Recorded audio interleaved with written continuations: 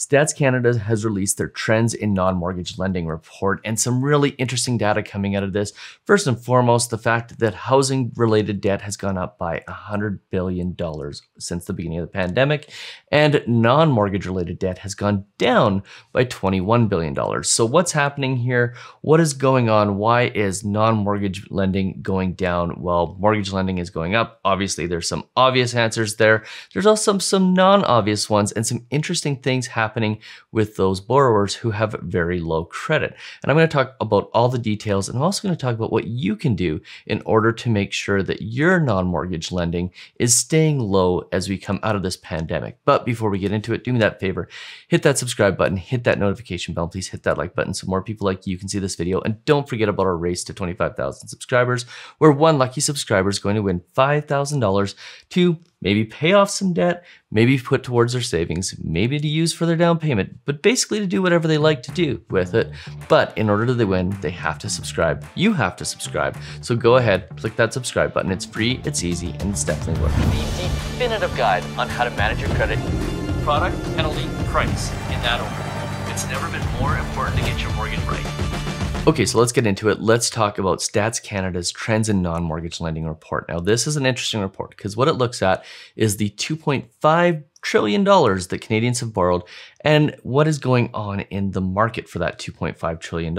And namely, what's really interesting about this is we're seeing obviously that Canadians' mortgage lending is going up $100 billion more in lending since the beginning of the pandemic with relation to mortgages, in relation to higher housing prices and so on and so forth. But what we're also seeing, and this is the really interesting thing, is that the non-mortgage lending, so the things like the unsecured lines of credit and credit cards, is going down. And it has gone down by $21 billion since the beginning of the pandemic, and credit card borrowing has gone down by $16 billion. So what's going on here? In a scenario where you're seeing, incomes being suppressed, you're seeing less money in the economy, you're seeing a scenario where there should be less employment and less jobs and less income, which should mean less money to put towards these debts. What is happening here? Why is the amount of money that's being borrowed for things that isn't housing going down? And I think there's a few answers here, and I think it's going to be really interesting. I'm going to walk you through the report here, and let's just hop right into that and take a quick look, because this is the Stats Canada website. This is what's called the daily. So on a daily basis, Stats Canada releases economic data, and not even just economic data, but data on all things Canada. And they release it in usually 3 to 4 different sections throughout the day, and a lot of it tends to have to do with what's going on in the economy right now. And this is their report from today, and the headline reads, Study Trends in Household Non-Mortgage Loans, the Evolution of Canadian Household Debt Before and During COVID. And they obviously have their news release here that goes over, gives a brief outline. This is what the major news outlets pick up on. So BNN, the Globe and Mail will pick up on this, they'll take a look at it, and then they'll do their own reporting on the story and the data. And, some really interesting highlights that come out of this, if you take a look, this is where it talks about $99.6 billion in increased mortgage borrowing since the beginning of the pandemic to January 2021. And then this is where they talk about non-mortgage debt fell by a record of $20.6 billion over the same period, mostly attributed to the $16.6 billion decline in credit card debt.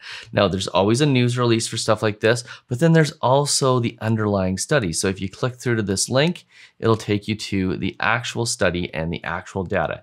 And I'm going to break this down, go in and take a look at the charts and explain exactly what's going on here.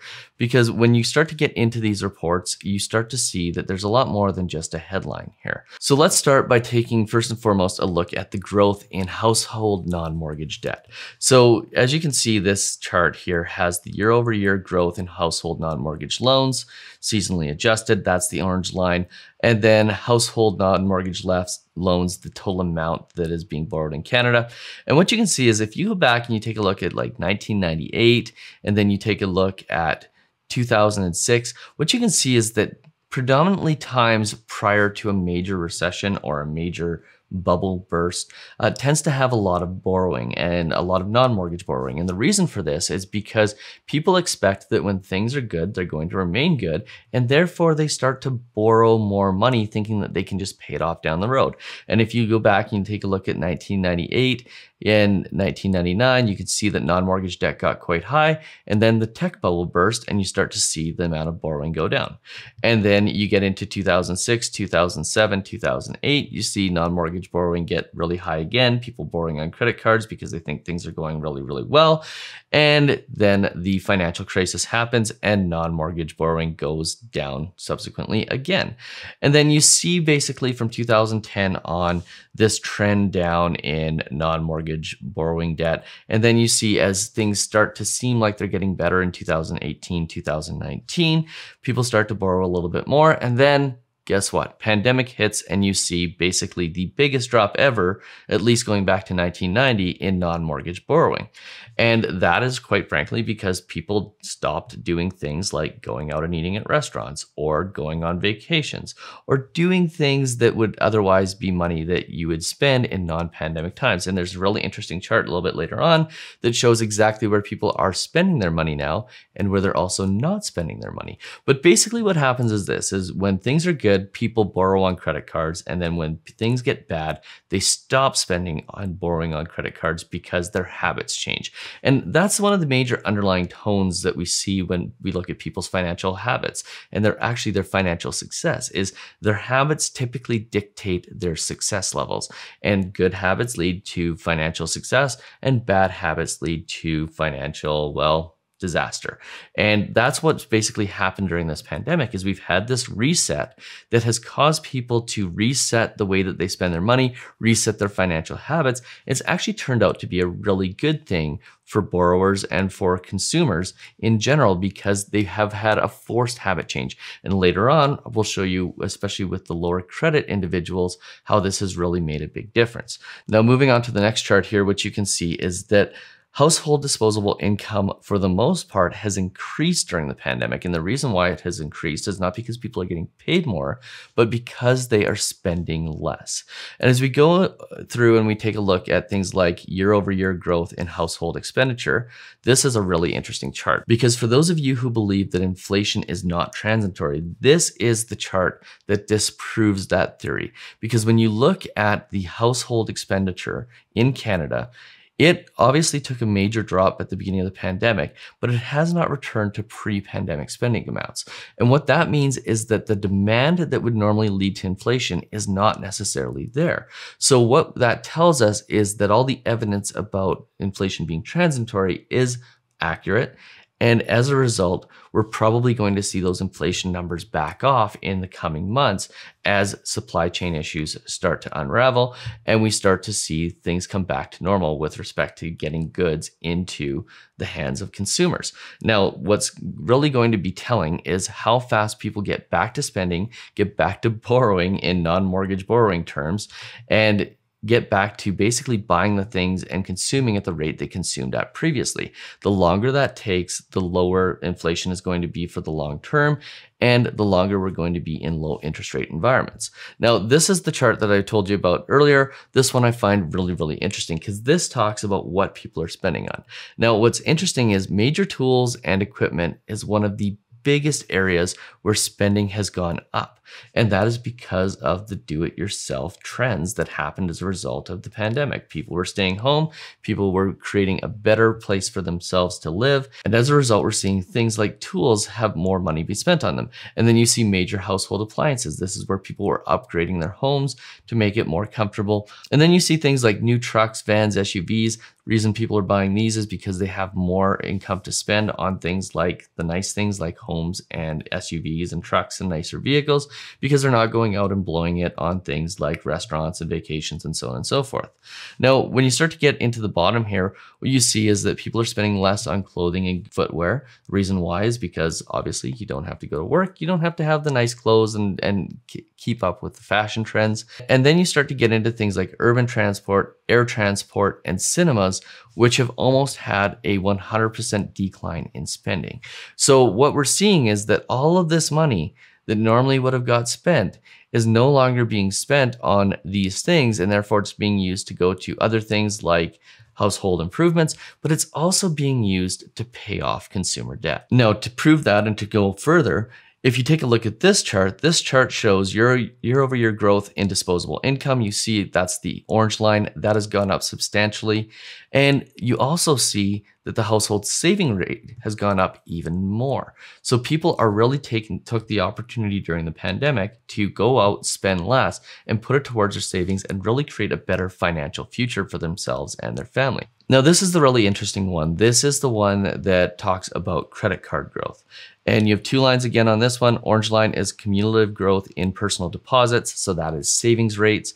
And the blue line is the cumulative credit card growth. And what we typically see over the long term is we see this credit card growth number increase and increase and increase. There's been lots of news over recent years of Canadians having the highest debt levels in the world. Well, this pandemic has been a real turnaround for that. And if you look at the credit card growth numbers since the beginning of the pandemic, they have declined substantially. And that is again attributed to all the additional income, the additional disposable income that isn't being spent on other things that has been used in order to pay down those credit card debts.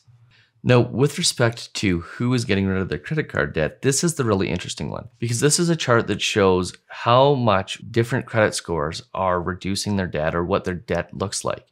And this is really interesting because what you can see is that for those who have had a credit score of less than 640, there's been a general decline since 2019 in the amount of debt that they carried.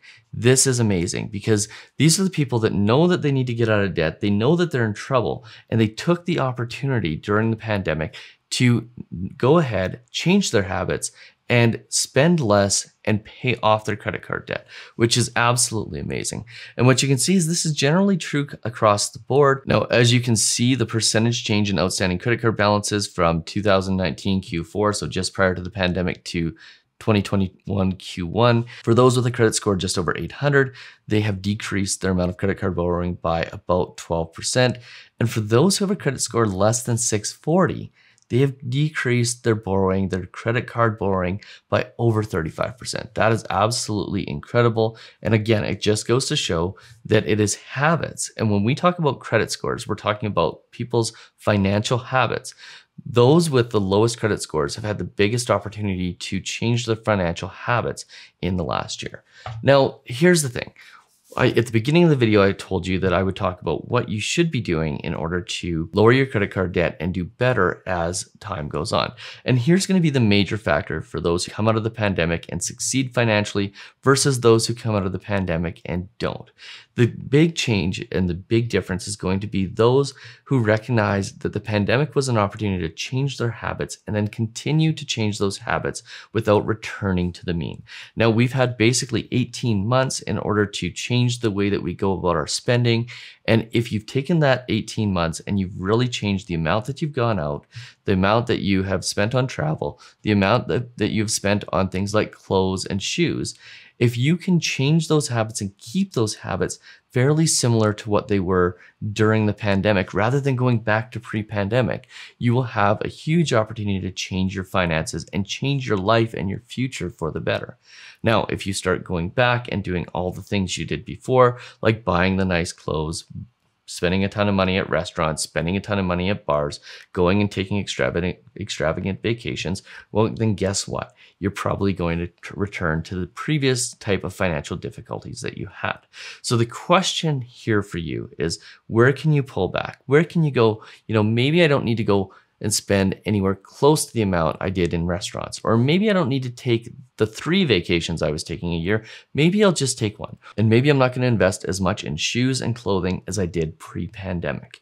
But just taking those things that you spent a ton of money on and going, how do I scale this back? How do I still give myself the opportunity for a little bit of fun, but how do I scale this all back so that I'm not running up those credit card debts? And know that as things get better, the tendency with your friends and the people around you is going to be to spend more money, go out and do the things that you did previously. And the big difference and the big opportunity for you is going to be having the ability to say no when you start to get pulled back into those high levels of spending that you did pre-pandemic. So really what this all comes down to is the pandemic did us all a huge favor. It forced us to change our habits. And now the question is, are you going to go back to your previous habits, Or are you going to continue with your newfound financial habits that have contributed to your financial success, allowed you to pay down debt, and allowed you to maybe buy a nicer car, a nicer house, and have the ability to spend more on the things that matter rather than spending on the things that ultimately have no payoff long term? So if you found this video useful, do me that favor, hit that subscribe button, hit that notification bell, hit that like button. Don't forget about our race to 25,000 subscribers. Share this video with a friend. Tell me in the comments section below, what are you gonna spend less money on? And we'll see you on the next video. Cheers.